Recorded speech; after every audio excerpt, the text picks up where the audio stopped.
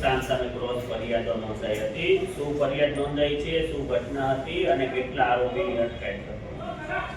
આમાં એવું છે કે જે એક ફરિયાદી છે એમની દીકરીની છેડતી કરેલી 2 મહિના પહેલાં એક પક્ષ તરફથી, અને એમાં તે વખતે સમાધાન થયું હતું. અને ત્યાર પછી એ ફરીથી જે બનાવ બન્યો પરમ દિવસે, એ વખતે ફરીથી સાંજે એ દીકરી જતી હતી, એ વખતે ફરીથી છેડતી કરી. એનું અનુસંધાને જે ફાધર મધર છે સગાવાળા બધા કહેવા ગયા અને એમાં પથ્થરમારો અને બનાવ બનેલો હતો. તે અનુસંધાને જુદા જુદા 3 ગુના વિજલપુર પોલીસ સ્ટેશનમાં દાખલ કરવામાં આવેલા છે. તે પૈકી જે કેસમાં જુગીરબાનું ઇમરાનભાઈ કરીને ફરિયાદી છે, એ કેસમાં 5 આરોપીની પોલીસે ધરપકડ કરી છે. એ પૈકી 3 આરોપી છે એને કોર્ટમાં રજૂ કરતા એમને જેલ હવાલે કર્યા છે, અને 2 આરોપી છે એમને 2 દિવસના રિમાન્ડ ઉપર છે.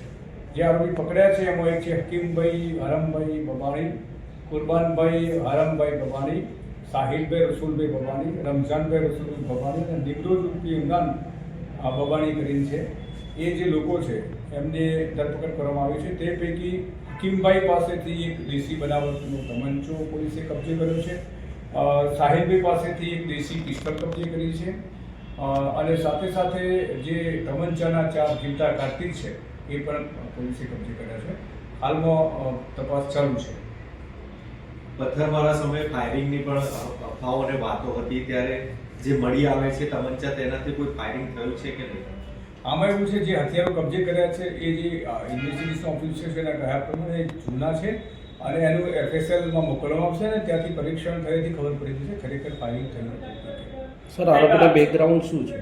આરોપી જે છે અત્યારે જે પકડાયા છે એમાં કોઈની બેકગ્રાઉન્ડમાં હકીમભાઈ સિવાય કોઈનું નથી. એક ગુનાના વિરુદ્ધ દાખલ થયું છે.